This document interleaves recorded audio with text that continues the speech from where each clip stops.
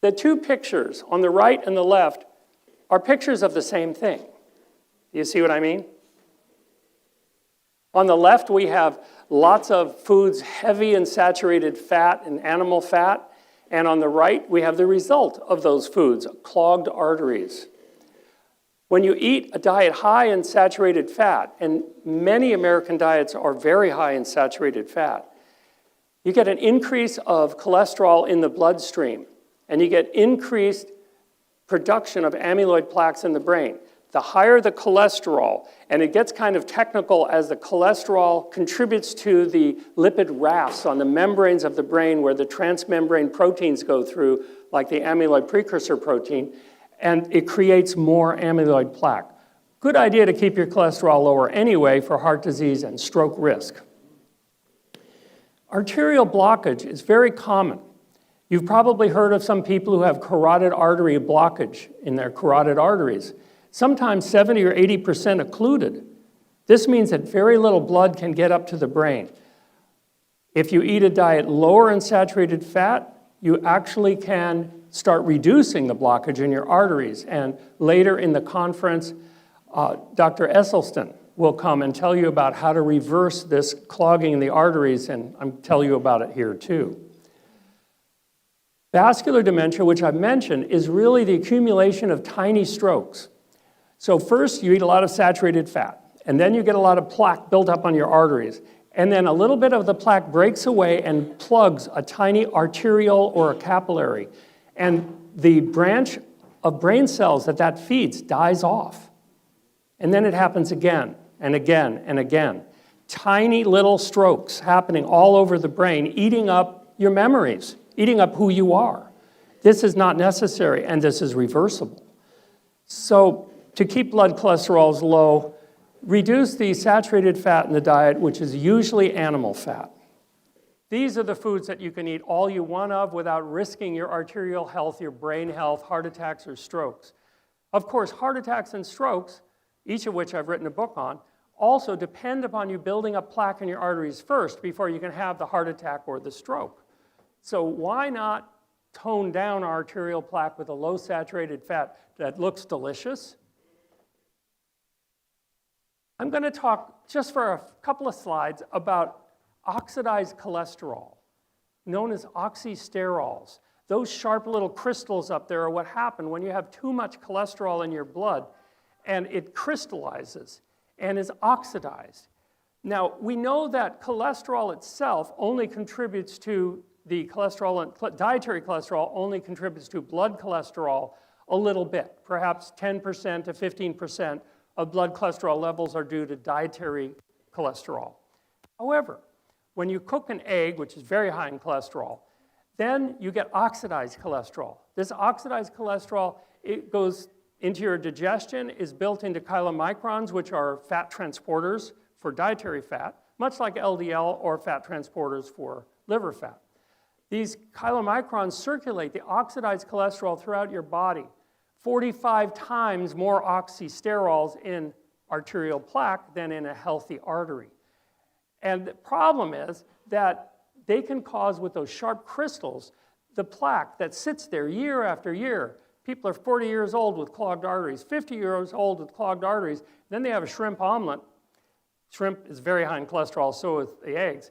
Then they may coalesce into cholesterol crystals, oxidized cholesterol, and break the plaque free. And that is where you get either, if it's very tiny in the brain, vascular dementia. If it's larger in the brain, you get a stroke, which can be devastating. Or in the heart, you could get a heart attack. So it's probably a good idea not to eat oxidized cholesterol. They're powerful neurotoxins, and they increase brain inflammation and oxidation. They increase beta amyloids in Alzheimer's disease. In Parkinson's disease, we have Lewy body dementia sometimes, and Lewy body dementia is also very sad. We have worked with people with Lewy body dementia as well, and these techniques are also very effective with Lewy body dementia. One man came in the clinic, and with Parkinson's disease, sometimes people are getting too thin. So she was feeding him bacon and eggs for breakfast to bulk them up. Well, we got her to switch over to actually oatmeal with avocado. Sounds funny, but he loved it. And when they came back a month later, we said, how'd it go? He said, well, we only changed breakfast. Did you notice any difference? Well, his Lewy body dementia is about 25% better.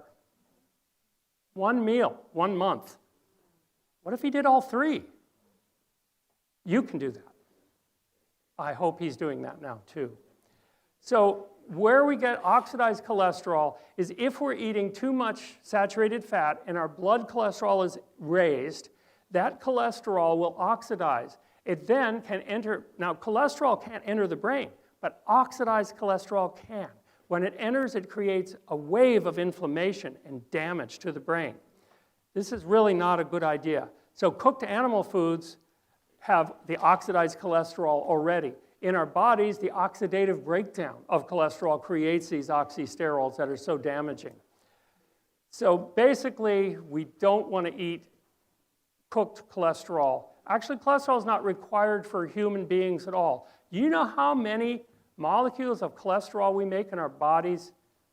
70 quadrillion per second. That's a lot. If you want to know how much we get in 24 hours, you're going to need a calculator with a really big screen. You mentioned dairy products, and I made a little bit of a list here of things that I don't like about dairy products. I'll just go over it briefly. The casein, the major protein in dairy products, makes about 85% of the protein, is one of the strongest cancer promoters in the world. Antibiotics are a common contaminant of dairy products, perhaps not organic, but all of the others. Then there's endotoxins, those dead bacterial shells that trigger inflammation throughout the body in arthritis and in the brain. Then there's advanced glycation end products that form when cheese is aged. And these go into the brain and shower it with free radicals, destroying brain cells. Then there's the bioaccumulation of persistent organic pollutants like organochlorines and polychlorinated biphenyls.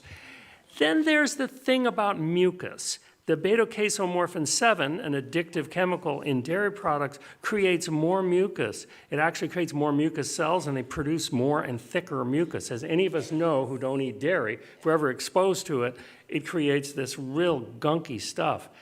And then there's constipation. Common with any opiate, and beta-casomorphin, morphine, in dairy products creates constipation. I think it plugs people up much more than any other food. Then there's the increased prostate and breast cancer, tons of studies on this. Then there's the type 1 diabetes. It seems that the dairy triggers the death of the beta cells, especially in young people.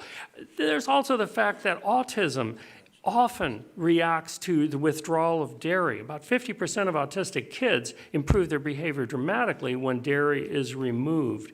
Then there's the phthalates, like bisphenol A, that get into the dairy from those tubes in the dairy. And this is a nasty hormone chemical that would be good not to have. Not to mention insulin-like growth factor 1, which is identical in cows and humans and promotes cancer. Then there's the recombinant bovine growth hormone, which they clip onto the cow's ears. This is a genetically modified hormone that gets into the dairy products and into humans. And of course, the high saturated fats of dairy products contribute to many diseases like heart disease, stroke, and diabetes, and of course, Alzheimer's disease and via vascular dementia. The extra estrogen in dairy products is a problem, and this is common because they keep the cows pregnant. Then there's the insulin resistance that is induced by dairy products. I won't mention new 5GC and trans fats, which did you know that dairy cows create trans fats in their rumen through a biohydrogenation process, and that some people get as many trans fatty acids from dairy as they do from industrial produced oils. I just wanted to regale you with some good reasons to avoid this highly addictive substance. Thank you for listening. That's a guy. He hit it out of the park that time.